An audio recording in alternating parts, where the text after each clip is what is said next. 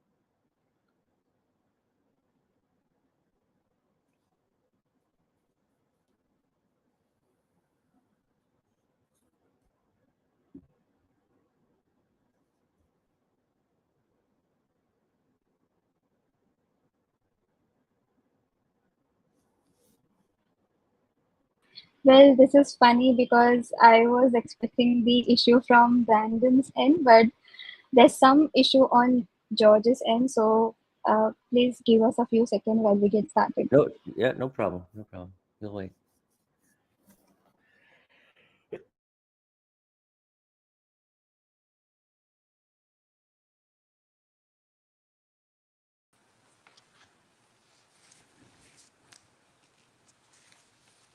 Yeah, hi George. We kind of lost you even when we get started, so maybe you will need to start again. We are live. Okay, sorry about that, ladies and gentlemen. Brandon, can you hear me okay? I hear you, George. Yeah. Okay, well, that's what happens when we do live streaming, right? We have technical difficulties, and we have the best man, I guess, to help us out with those things with your background. So I'm not sure how much people heard, and I got chopped off, but if everyone would indulge me, I am going to restart, and I apologize for the delay. But again, my name is George Kushner. I am the Chief Business Officer of Toyo. Today, I'm super excited. We have Mr. Brandon Friesen, and we have a lot to jump into. Brandon is broadcasting live from China, I understand. And Brandon has a heck of a background that I'm going to run through real quick, and then we'll dive into the topic at hand. But Brandon, welcome very much. Super excited to have you. And again, Brandon is an acclaimed American Grammy Award nominated and Multi-Juno Award winning music producer, audio engineer, mixer, and television producer as well. His current companies include record label Blue Cadillac Music, which he has partnered with Billy Ray Cyrus, Arbor Television, and C12 Records, which is distributed by EMI Music in Canada. In 2007, Brandon developed a TV production company called Arbor Television. It produced the acclaimed music comedy variety series Arbor Live, ran for 3 seasons, had Motley Crue, Love Vince Neil, Buckcherry, The Stray Cats, Velvet Revolver, Go Slash, Fishbone, Stain, Slayer, Mother, Joe Satriani, pardon me, Papa Roach, Comeback Kid, and numerous other internationally acclaimed bands. Brandon also founded Arbor Records in 1999, which is recognized as one of Canada's top 10 most influential independent record labels by Applaud magazine in 2004. As a producer, mixing engineer, and audio engineer, Brandon Friesen's career has spanned over 15 years. In 2006, he was honored for a second time as Engineer of the Year at the WCMA Awards, prevailing over a number of highly respected engineers such as Randy Staub, which he actually engineered one of my favorite bands of all time, Metallica and Nickelback. And he also engineered and mixed the Power 97 session, which include acoustic performances by Nickelback, Sum 41, Everlast, Seether, Stained, Finger 11, 3 Days Grace, and many, many more. Brandon, welcome to the show. Thank you, thank you. I think I need to update that Wikipedia a little bit, but I appreciate the the bio. There's even more? We could have spent the whole show just with your bio. Oh, no. So yeah, I've transitioned more into management these days. That bio is probably about 10 years outdated. But yeah, so artist management and still running labels and publishing and, you know, selling catalogs and working in the crypto space and token space and so forth, and just helping build careers. And now my focus is more on exporting Asian artists to the world, such as The Who, the Mongolian metal band. We started with that, and now I'm here working with a group called Nine Treasures, who are an Inner Mongolian Chinese band and who are very famous here. We're doing a tour with Live Nation, and we're now about to export them around the world. Well, look, you've had an incredible journey that I've been told it spans over 3 decades, and you have helped shape global music scene from producing chart-topping artists to managing international acts.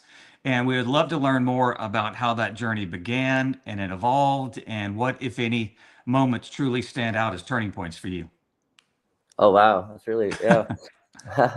Started in the 90s, right out of high school. I'm a guitar player, and I wanted to make records. I was just honored the, you know, Mutt Lange, and who was producing, you know, artists like AC/DC and Def Leppard.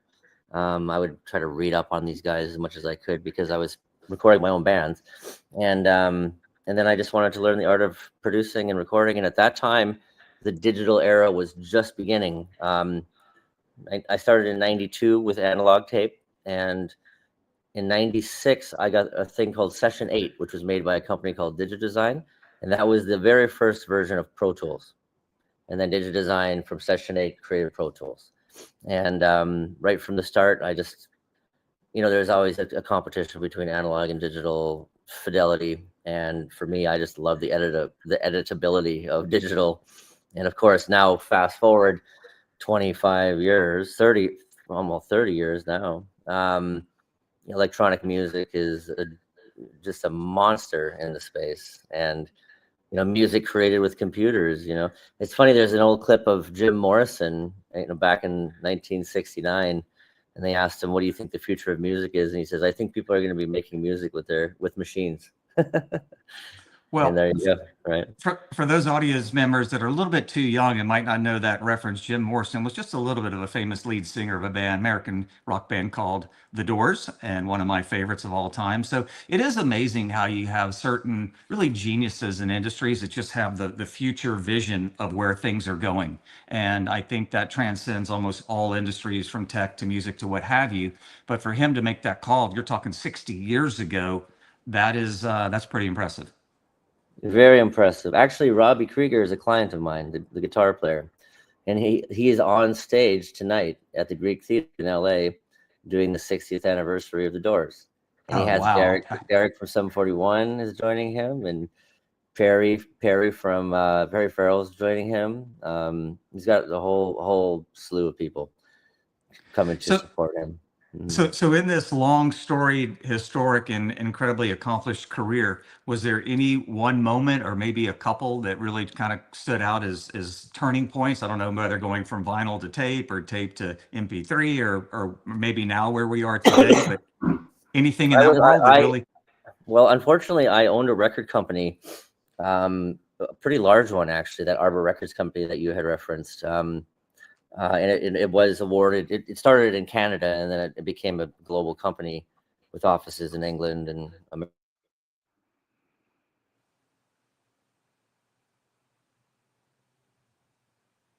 And when torrents were a big thing, and record stores were going out of business left and right. Tower Records went out of business. HMV, CD Plus, these massive chains that you would see in every mall across across Europe, UK, America, Canada, they're all going out of business because people just weren't walking into these stores and buying CDs anymore.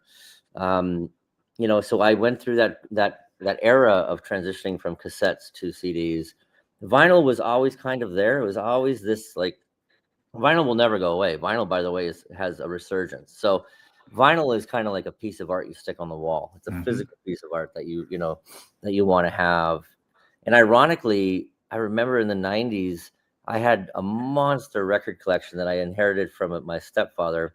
And that's probably what got me into music. He had every Led Zeppelin record, every Pink Floyd, everything that you can imagine was in this collection I had. And then when I was a young dude, I was moving around a lot, apartments and figuring out my career and traveling. And I threw it away. I threw that whole collection away.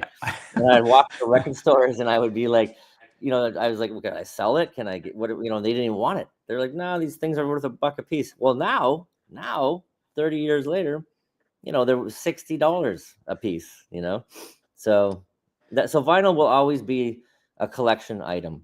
But as far as like daily consumption, I mean, we all live on our devices, on our mobile devices. We all live on our phone. We all, and so you have to deliver content that way. And I think it's great. I think it allows everyone to be nomads if they want to be. If they want to travel, they can. I mean, I've been to maybe 70, 80 countries in the world. And everyone's the same in the sense that they're all glued to their phones while they're on the train or on a plane or on a bus or whatever. And they're missing the beauty of the world. Today we took a bus from Guangzhou to Shenzhen, and that drive is unbelievable. I'm just north of Hong Kong right now, but that drive was unbelievable along the coast and the amount of rivers and infrastructure. And I'm looking around at all the crew and the band. There's two touring acts that are on this tour on the bus. And I'm looking at all this beautiful scenery and these massive rivers and huge ships and beautiful mountains, and everybody's just stuck on their phones. But whatever, it is what it is. It's this generation. Well, the good news for those guys is they don't have the exclusive on that. To your point, 99.9% of the people around the world just every day, I don't care how old you are, it's like universal. And unfortunately, I don't think things are changing. Maybe it gets worse, or who knows, but I don't know. It's okay. It's all right. It is what it is, right? It is what it is. I mean, at least we know where the eyeballs are. Yeah. Back in the 70s, 80s, like my parents would sit in their car and listen to the radio, and that was their way of tuning out or being entertained, I guess, right? 100%. So let's kind of shift a little bit and start talking about the modernization of the world. And we're speaking about mobile phones and people's incessant connectivity to it. But what first drew you towards exploring music tokenization, and what excites you most about the space? And I'm curious if you remember, so I come from the finance world, worked on Wall Street a long, long time. And it's probably been at least 15, maybe 20, even more years ago. I don't know if you remember this, where David Bowie actually securitized via a bond the rights to his future work. So I'm curious with tokenization, again, your journey down this road and really what excites you about it. The reason why Bowie did that, like securitizing, his masters, was protection more than anything, and IP. And also for him to be able to sell that catalog, and there's also some tax benefits you would probably be aware of, being the educated finance man that you are. But you are right, and that is a model that a lot of legacy artists are now looking at doing. So Bowie invented the model. Him and his team created that model. But blockchain.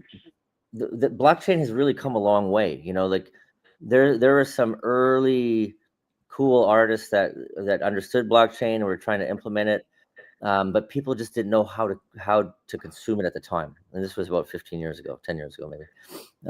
But now with tokens and like just crypto exchanges, there's been a lot of, you've probably heard of a lot of like crowdfunding campaigns where people would say, I want to make this album, or I want to create this painting, or I want to do this, and then their fans of their work could buy a percentage or send in money and get a piece of that copyright, a piece of that ownership, right?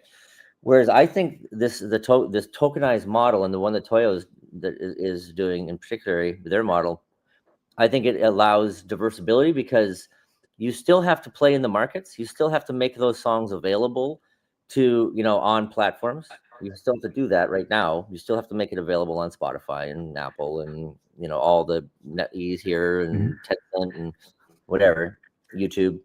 But I think it allows, number one, there's more transparency and there's more credibility to paying, owners, not just creative owners, like the publishers and the songwriters and, and the artist royalties. And, but now I think that it just allows the community to be more involved. And that type of like taking care of your fans is important to every artist I work with at any level. Like whether they're a superstar like a Billy or Miley Cyrus, or if they're just some young hardcore band, or a band like Comeback Kid, just playing 800 cap rooms for around the world everywhere.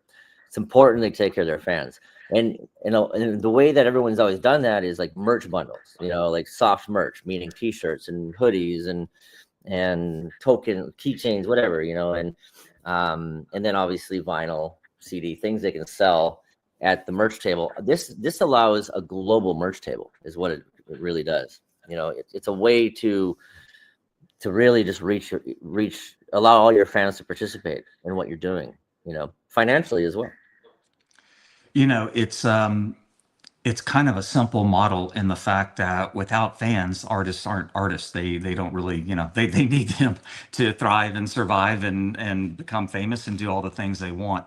And I think that the really interesting thing about tokenization, what excites us at Toyow, is that, when you think about any type of business engagement, ultimately you want what's equitable or fair for both parties. Typically, that's very, very rare. But the notion that we really like about tokenization and blockchain technology is this D word, democratization. And so when we look at it, it's much more equitable and fair to the artist, but also for the fan that's getting a piece of that artist outside of just the swag, outside of just the merch. Maybe it's AMAs, maybe it's loyalty points, maybe it's, behind the scenes concert, depending on how many of their tokens they own. And so it's going to open up, and just for fractions of dollars, people are going to be able to participate, maybe rev share and things like that. So what it's opening up globally, and then the liquidity that it can provide the artists, and there's 8 billion people in the world. I don't know how many music companies there are and record labels there are, but I can almost promise you they're not 8 billion or anywhere near that number. And so it opens up this really massive, wide distribution audience and brings liquidity that up until now has been absolutely untapped. And again, this is just one asset class that we absolutely relish and love, outside of all the different asset classes on the planet.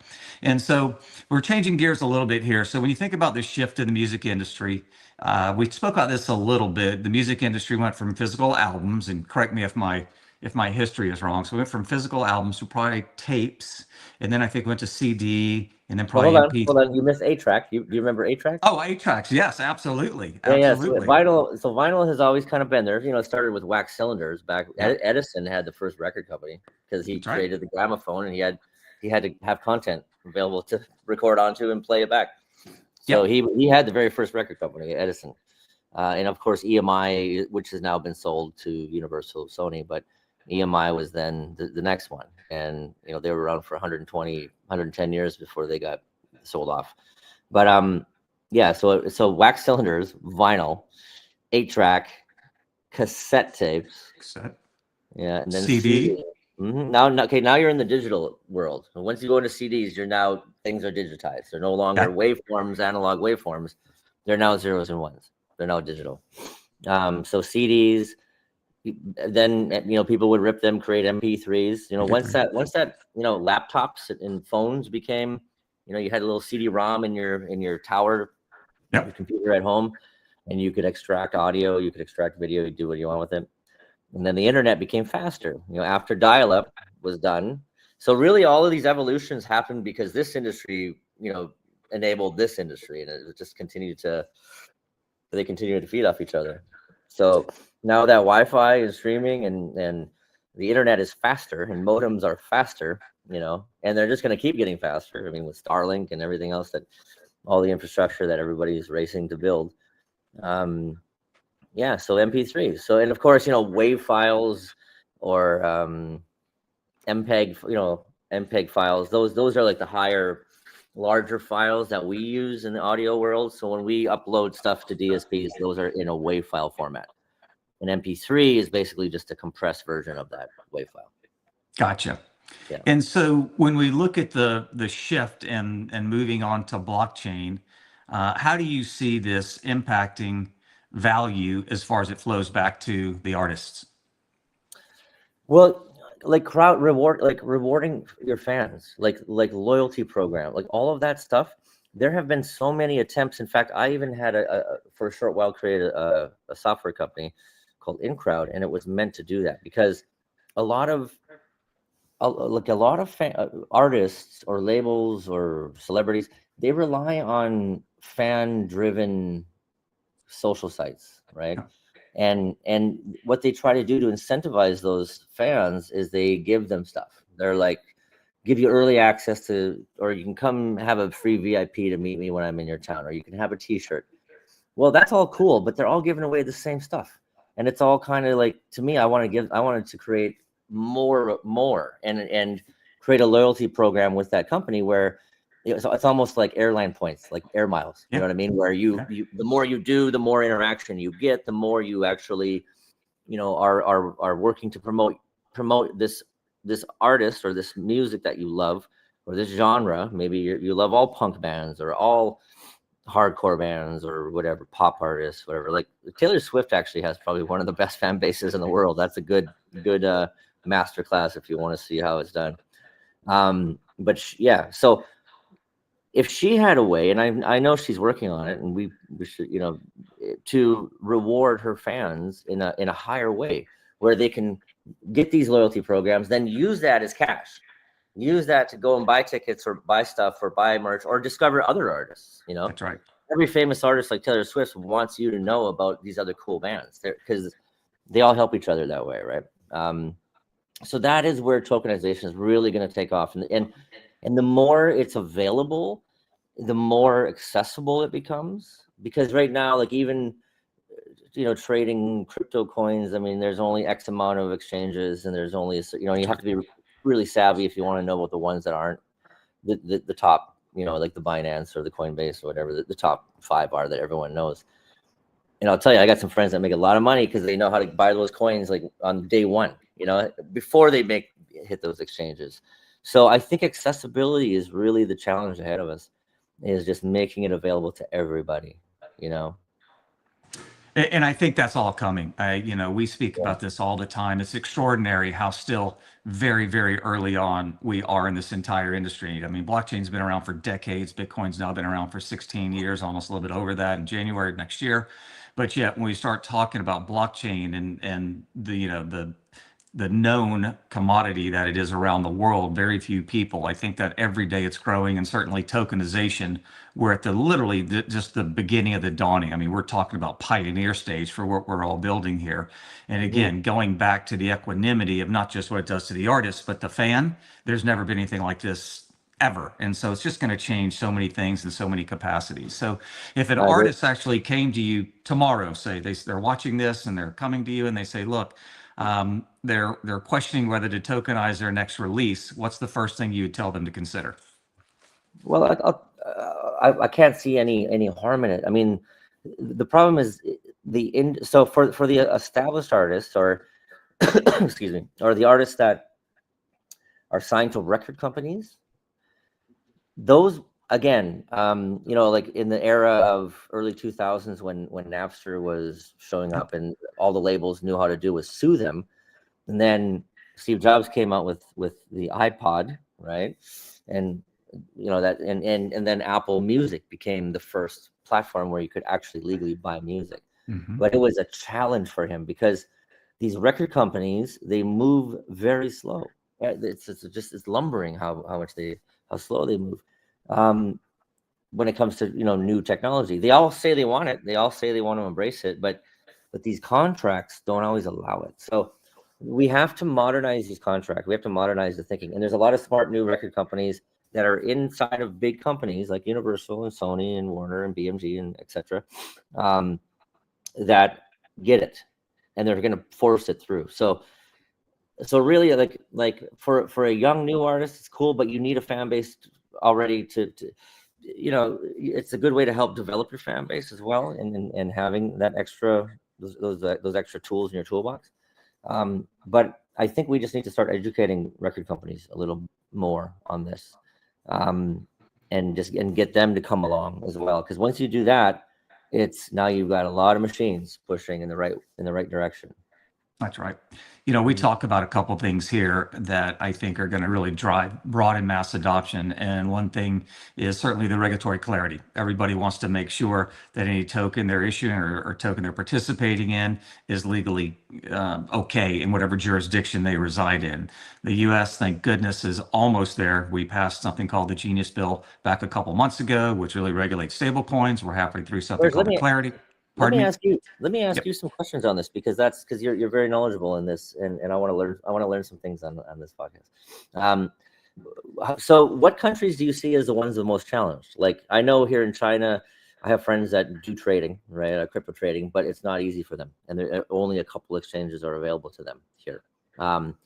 Which countries do you see are the ones that are the holdouts, the ones that might take the longest to get there? Well, I don't know that I would couch it that way. I would tell you that depending on the day, we have seen Xi and the administration sometimes be kind of pro or okay with crypto and then anti-crypto. I think I might be able to say the same thing for Modi in India. And again, those two countries alone represent over 1/4 of the world with their population. And so I think that what I honestly think is, and gosh, I don't want to sound too Americanized and too U.S. centric here, but I think that once the U.S. provides this regulatory clarity, which again should be either maybe by the end of this year or certainly Q1 of 2026, I think that's going to be a catalyst for the rest of the world and the holdouts, if you will. I mean, Europe has MiCA, and so they're implementing legislation and laws that make it much more clear. You have the UAE that's doing the same thing. So I think for these mega massive countries, other parts of Asia, they're okay with it. Korea, Singapore can be very strict, but also has rules of engagement. I was in the airport in Kuala Lumpur in 2017, and you could buy a Subway sandwich with Litecoin. Yeah, there we go. You know what I mean? Like they were way ahead, in Malaysia, but that was a very isolated moment. But when I saw that, I'm like, oh my God, yeah, Litecoin and Bitcoin, they're transacting, and of course now you can buy Teslas with Bitcoin and so on. And I think that again, because of the economic disparity, or one country doesn't want to see economic advantage over the other, I think that again, once we get this hashed out here, which is fairly imminent, that a lot of these other countries will probably upload it into their top agendas. I mean, I think that the reality is, when you look in these parts of the world that I just discussed, China and India, and even though this is a global phenomenon, we have 1 in 20 around the world. So that's 1 in 5. That's either unbanked or underbanked. And in those countries, especially, it's the statistics are even more than that. But yet everybody on planet Earth, to your point, is walking around with one of these things. And so if you have one of these things, you now can become your bank. And so I think it's going to be in the best interest of China and India. Like China, you can't even use a credit card here anymore. It's all with your phone. It's all WePay, Alipay. It's all in those. Once you're in those apps, they are so sophisticated. There's so much you can do inside those. In fact, Alipay, you can add third-party apps. That would be a great platform to tokenize. Yeah, very cool. Very cool. Okay. All right. So let's talk about the business and management and tech. And you've managed global acts like The Who, and that's not Roger Daltrey and Pete Townsend of the WHO, but the HU, which I believe you were saying when we had a quick pregame prior to their Mongolian band. But what challenges do you see with bridging traditional management models with the tokenization framework? I think it's a benefit, man. I really do, because on the management side, how we make money is we take a commission of the artist's earnings. So it's in our best interest to make our artists rich and sustainably rich. So that means not putting them in, necessarily deals that have big checks applied to them, but short-term goals. Longer-term goals are always the option. So that means like revenue streams for us are the same as the artist. So that means merch money, that means touring, ticketing, right? Ticket sales, all of it, you know, record royalties, publishing, songwriting royalties, etc., etc. So the goal for a manager is to make sure the artist has an image, has a fan, so a fan base can attach to it and can grow. So they have to kind of know who they are, where they sit. And I don't mean pigeonhole yourself in a small box, but I mean understand who your fan is, you know. And that's where tokenization really will tell you a lot of that. A lot of the analytics will 100%. show you that. And there are tools we use that the whole entire industry uses. And if I can let out a secret here, there's a website called Chartmetrics, and it's an expensive platform. You got to pay $120, about 120 a month to be on it.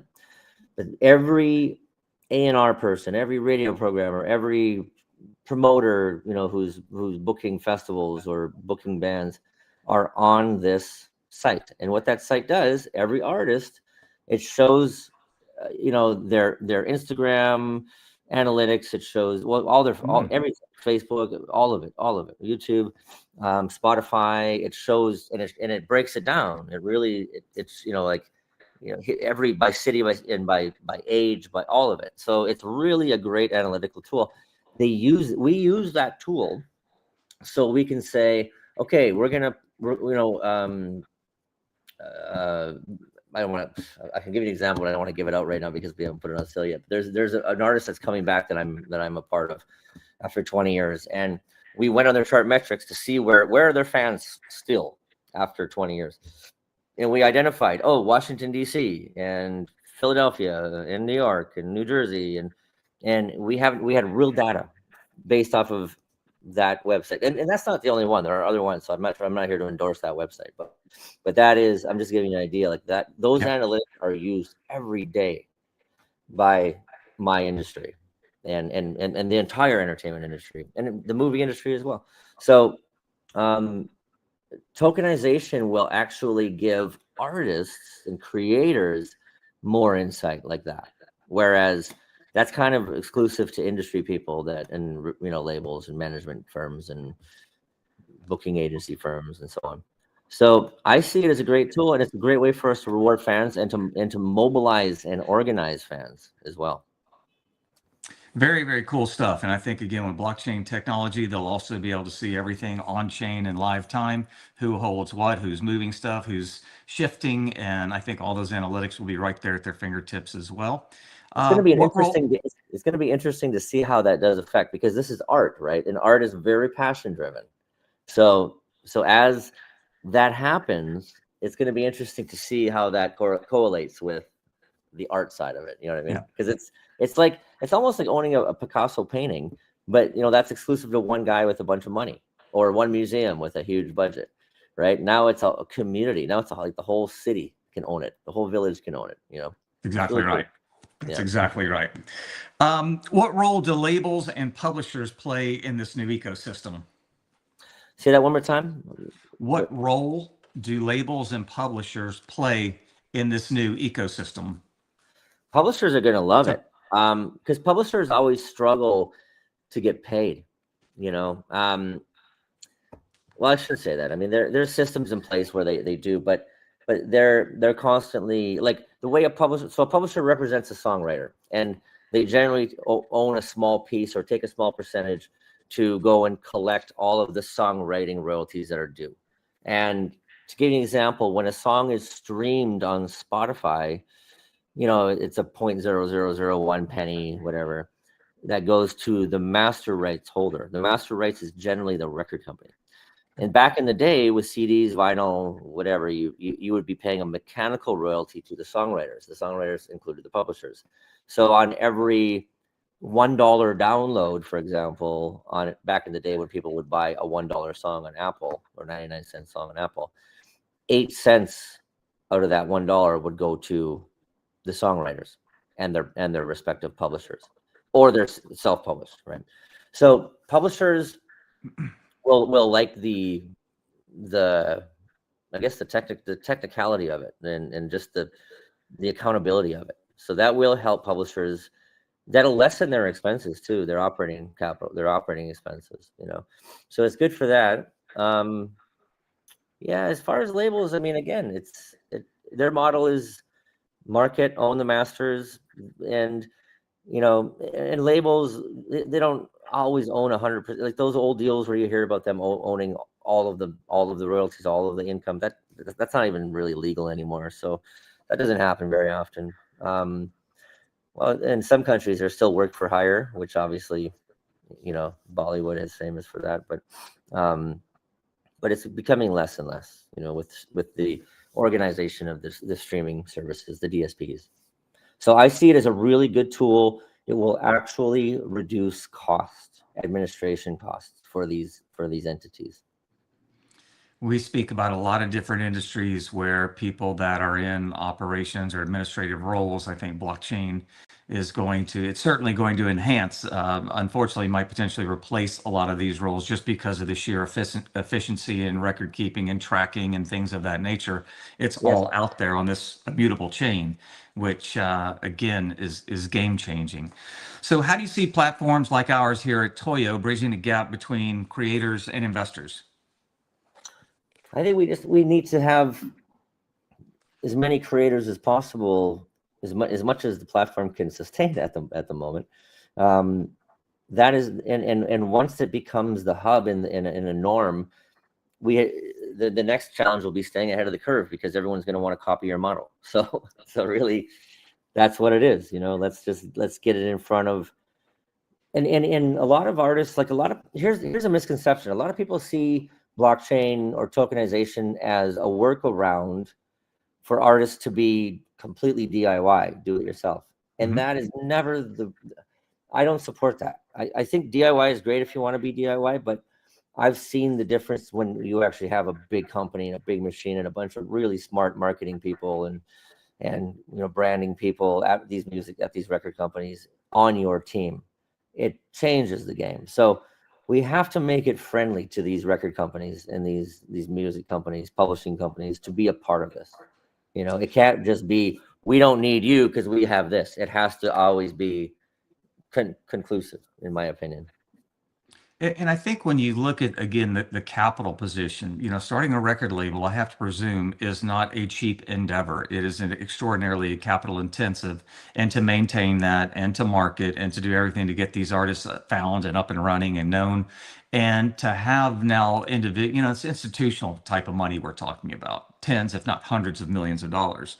But with blockchain, and going back to what you were discussing earlier, we now have, you know, potential pool of 8 billion people that can chip in and invest in certain artist labels and participation of either touring or shows or albums or individual records of all these different things. And so, not to eliminate the companies, but it certainly can help them with funding in certain projects when they want. And yet, from the investor standpoint, it's not just, you know, a rev share. You have a meet and greet. You might have, you know, personalized signed merchandise from some of these artists. George, you just nailed it. Meet and greets and VIP experiences are key to every act, every artist, and it's a whole nother tier.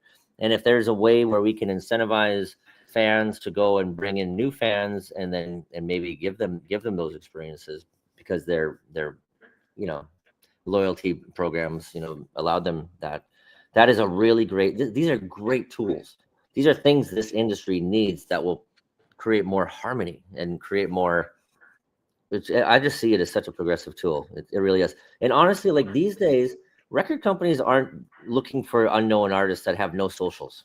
They're not trying to find some prodigy kid who's playing acoustic guitar on the corner, you know, on the street corner. Those days are over. They are looking for artists that already have momentum and they're going on their own and they're building it on their own. So tokenization allows them to actually speed that process up. And then the big companies with the capital, the $100 million infrastructure, 100 million, Universal, what is it, $2 billion, then they will get involved. And what a lot of these big companies are doing, the presidents of these companies are not stupid. They all started where we started, you know, where all the kids started. And looking corporate isn't cool. So what they do, and not in the music business. So it's like if you have a LinkedIn page and you're in the music business, it's not good. It's not cool. That's how they look at things. That's perception from the Yeah. music industry. They always look at LinkedIn like that's for the business guys, and that's the last thing we want to be. The suits. That's for the suits. Yeah, that's for the suits. Yeah, exactly. Yeah. It's kind of like refusing. I never want to wear a tie. It's like that kind of whole kind of mindset. But what was my point? So anyway, so tokenization will allow these artists to actually build this momentum, and then these major labels can come and get involved. And what the majors are doing is they're propping up little indie labels owned by artists. So Stevie Aoki, for example, had he just sold his label for tens and tens and tens of millions of dollars. It started with nothing. He had no money when he started it. It started because he wanted to release his own records, and then he signed some of his buddies, and they made these records, and it didn't cost him a lot to do it, and then a big company came along and then administrated it for him and created marketing services for him and all that other stuff. So now with tokenization, you actually have an accounting of all of everything where you are and where it's at. And then the big companies can come in and they can add more capital and push it harder, as they already are. But now now you have visibility on your asset at all times in real time. It's truly amazing how in real time, in live time, we're seeing all these changes. And I think that, you mentioned a word a little while ago, which is key and pivotal and vital. And really, this is for everyone in the Web3 industry, and it's all of our parts collectively for education. And I think that's, people have been, I don't know if they've been sleeping on it because they just didn't take it seriously or waiting for regulatory clarity around the world or what have you. But again, I keep saying this genie is now out of the bottle. And I think that as an industry, the more people we can educate and get them up the curve and comfortable, then that's going to help expedite the really mass and broad adoption globally. And George, so, you nailed it. It's educating. It's educating the companies, the labels, the artists, everybody involved, the publishers, educating them so they don't fear it, and also getting out of this DIY mentality, because it has to be inclusive, right? So I think that's key. so you mentioned, so we're going to change it to global perspectives here. I think you said you've been to 42 countries. How many countries did you say? Oh my God. Well, every country in Europe, every country in Asia, every country in North America, South America, Central America. Okay, so a lot. Let's just the say only a lot. continent I haven't been to is Antarctica. Oh, Africa. I've never been to Africa, and it's on my list. Okay, all right. So since you have this worldly global perspective and experience across many continents, well, 6 out of the 7 continents, which is, you haven't hit the Eskimos and polar bears yet, but that's on your to-do list. But what do I you had that in see? Canada. I already know what that is in Canada. Yeah, okay, exactly. Do you see certain regions that are being more adaptive to crypto and tokenized projects than others, in picking that up? I know we touched on that just a little bit a few minutes ago, but is there anything else that's really kind of standing out there? No, not. I mean, again, I need to be educated a little better in that space as well. I mean, I see the artists that are aware of it and using it are obviously more UK based, European, American. But I would say this, Australians too, artists who are aware of a patron model, or who are aware of like fan based models. Whereas a lot of amazing artists based in India, their model is Bollywood. So it's already an organized industry that does things a certain way, and now that model is becoming a little tired, and artists are now looking for new ways. There's companies there's countries like Vietnam where it's not organized. So there's a bunch of producers who have collectives, and those collectives are a bunch of cool artists, rappers, singers, whatever, all under their little umbrella. And then these producers go and find deals for their whole entire umbrella.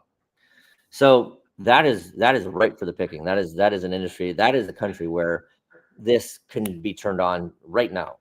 Whereas in the areas where the model is a little more organized and has been sustained for a long time, such as America, such as India, this can be a really good alternative to that old way of doing things. Yeah, again, I continue to say, we're on the dawning of all this. I think that every country on the planet within the next 24 to 36 months is going to have, and again, that's a crystal ball guesstimate, but I think that they're going to have much clearer regulatory rules of engagement. And when that happens, again, many industries, many people around the world are going to be participating, especially when it comes to stable coins. I think stable coins, again, Yeah. that's going to be put into place and could fund a lot of these projects that we're even talking about. But George, people need to understand they're purchasing things that their governments are deemed are legal and that are okay to invest in yeah, and not to get in trouble with. So that's all coming. I mean, we've seen the dawning of money evolve since bartering began 6,000 years ago, and this is just the next evolutionary yeah. step in I don't that think you can process. stop it. I don't think. Yeah, I mean, I don't think there's no way you can stop it at this point. It agreed. is so entrenched in society now, and there's trillions of dollars now that are already in play in the whole crypto space, and you're not going to stop it. So you have to embrace it. It's the same thing when Napster and MP3s really harmed the music industry. What happened? Lawsuit, and now the labels entire model is based on DSPs and streaming and downloads. Yeah. The entire business is now based on that. So, they resisted it as long as they could, but the consumers always win. That's The right. only, That's yeah. 100% right. Yeah. And speaking about this future with my little crystal ball prediction, so let's put on your crystal ball here, and I want you to look out 5 years. So that's a pretty long time from now. But what do you think a music release will look like, and will every track have a token component? I think albums will have token components. I think people are getting sick of singles. I think they're tired on the singles model. I think the video game industry is something that everyone needs to be paying more attention to, because a lot of bands are breaking out of video games. So with the Who, we did. There's a great music man named Steve Schnurr, who was in the industry for a long time. He A&R'd like Metallica, Master of Puppets. He worked at Arista Records at that time. He has been the head of music for EA Games for 20 plus years, and he has created soundtracks for all their games. They have the sporting games, and then they have like the fantasy games and so forth. So I think music in games, in the artists. So he's almost like a music supervisor for a film. It's the same idea, same concept. So I think that all these platforms can be tokenized, and then the layers can be tokenized under them as well.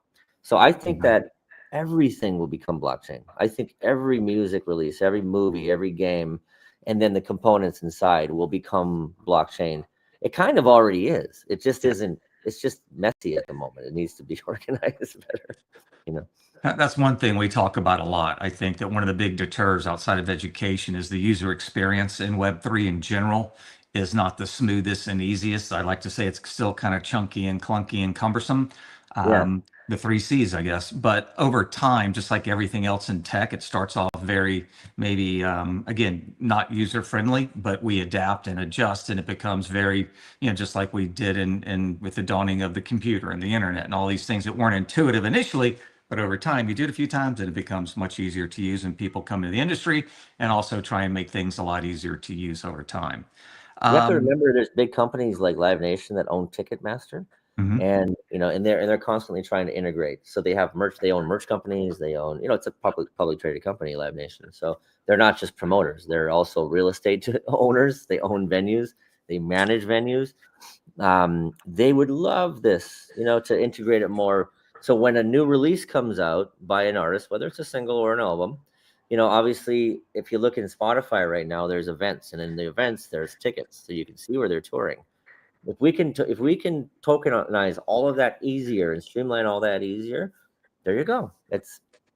Think about, and I was having this discussion with someone fairly recently, and Live Nation Ticketmaster came up, and oftentimes today we're still using our mobile phone with the ticket or whatever, and I guess people still have paper tickets, and you think about counterfeit tickets. Well, that is all going to be an NFT, a non-fungible token, where my seat is my seat. I'm in row 3, seat 3, and you're in row 12, seat whatever it is, and that's going to be on an NFT, It's immutable. It can't be tampered with. I mean, look, ultimately the bad guys can try and figure things out, but the reality is all of that stuff is going to be Well, George, tokenized. there's a bigger thing at play. Whereas a lot, so ticketing companies like Ticketmaster, they like the digital ticket, they like the QR code, and that QR code, it doesn't remain the same. It's fluid, so it's changing. So when you go to Coachella and you have your QR code ticket, you can't just take a screenshot of it. I can't text that to you and then you use my ticket to get in. It's changing, constantly changing, right? Nice. So, and they've had that technology for a minute, but what's happening is companies will go in and block buy 100 or 500 tickets for a show, and then upcharge and upsell them and sell them for higher money, for more money. It's basically what we call bootlegging. It's ticket bootlegging. I was going to say scalping, but okay. Or scalping. Yeah, that's actually the term. You're right. That's the ticket term. That people don't like that. The artists don't like that. The ticketing companies don't like that because they don't want to rip off the fans. And that money is just going to some greedy third party that's kind of found a gray area, and it's shady. And what that does is it just, so that fan has now paid $500 for a $50 ticket because they're a super fan. If they would have just got the ticket without all that greedy upcharge in there, then that other $450 would go to buying merch or buying whatever, right. buying beer at or whatever, other things. Yeah. So we don't like that. We don't like gouging like that. We don't like these third-party upcharge companies, and it's become an industry. There's famous websites, and I don't want to give them any credit, but there's famous websites where you go to buy these tickets. And these tickets aren't guys like you and I who bought 2 tickets and then we found out we couldn't make it, so we put it up for sale. These are organized companies that are block buying, the best seats. So when I was a young kid and I wanted to buy tickets for Metallica's arena show or Motley Crue or whatever, man, if I could get in the first 20 rows, that would be like the greatest moment. I'd sit there and wait. Back then, we'd wait in line at a physical ticketing company overnight to buy the best seats, to get them early. Nowadays, all the best seats are gone before you even have an opportunity to buy the first one. So you better have the fastest computer on the block, or you're out of luck. Yeah, exactly. Yeah. Yeah, it's just not. It's like inside trading. It's just not good for the business. Yeah, no, I agree 100%. So we're kind of getting close to the end here. A couple more questions. In your view, what needs to happen before tokenization in music becomes mainstream and wide adopted? Again, it's just everyone has to embrace it. We need the support of the ticketing companies and the promoters and the agents and everyone, the labels, the artists, everybody. Yeah, but you have to start small. It's like Toyow is ahead of the game, so let's go get some artists and let's go get some small record companies or whatever, or maybe one big one, and let's start implementing. And once that happens, everyone's going to want to jump on this ship. That's right. It's a bit like dominoes. When you have one or two start to fall, most industries are very incestuous. We all kind of know what's going on and who the players are and things like that. And I'm sure the music industry is no different than all other industries. And I think once you have maybe one, it doesn't have to be one of the the bigger firms per se, but certainly if one of the bigger firms, everybody else is going to immediately pick up their blockchain acumen, their Web3 acumen, and start flooding into the space. And I think that's very true across many, many industries around the world, not just relegated to the music industry, where we have all these people, whether it's logistics, healthcare, medicine, personal record keeping, all these things that we know are going to be moving on to blockchain over time. I think you have one or two industry participants that adopt it, and then boom, the rest start falling. BlackRock, I used to work there. When I was there, like, you couldn't even mention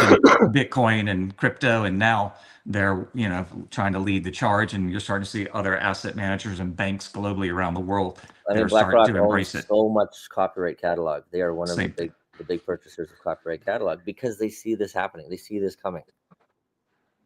Very exciting. All right, we were down to the last question here, and that is, if you were to tokenize a classic track from your career, which one would you pick and why? I don't know if I'd pick one from my career. Okay. But I sure wish that, like, Stairway to Heaven was tokenized. I sure wish I had a piece of that. Can I give you my, I would love to be able to tokenize and have the sole rights to Dark Side of the Moon. If I could just do that. Yes, I'm with you. The whole Pink Floyd catalog, all of it. If I could just do that, if yeah, Roger and David Gilmore would be willing to do that, call Toyo up and we would love to help you with that. I think this is, again, like I said, I think what, all of this stuff brings such a much more equitable component to both the artists as well as their fans, the investors, whatever you want to call them. And I think that there's so many men and women around the world that want to be a part of that, other than just going to the show or buying the T-shirt or mug or what have you. And to be a part of that and having the recognition from the artist, okay, depending on, you might have to hit a threshold of how many of their tokens or coins you hold and have. But I think that is going to change so many people, and you're going to see this continue to proliferate and grow. And again, I think 2026 is going to be a massive year for all of the kind of Web3 digital asset space. Tokenization is on the precipice of absolutely exploding. We see things growing every single day. New projects are getting added to the list of real world asset tokenization. And we are thrilled to be a part of this. We're thrilled to partner with you and people like you and do everything we can to help kind of spread the word, spread the gospel, if you will. Brandon, this was absolutely a phenomenal conversation. I thoroughly enjoyed every single minute of it. And I know it's late for you in China tonight. And thank you so much for participating. And I don't know if you have any last parting words for the listeners, but thank you. No, I think I'm just excited, man. Let's rally behind this and let's make it happen. Again, ladies and gentlemen, Mr. Brandon Friesen, this was fantastic. And thank you so much for your time tonight. Cheers. Thank you. Likewise. All right. Bye-bye. Bye-bye.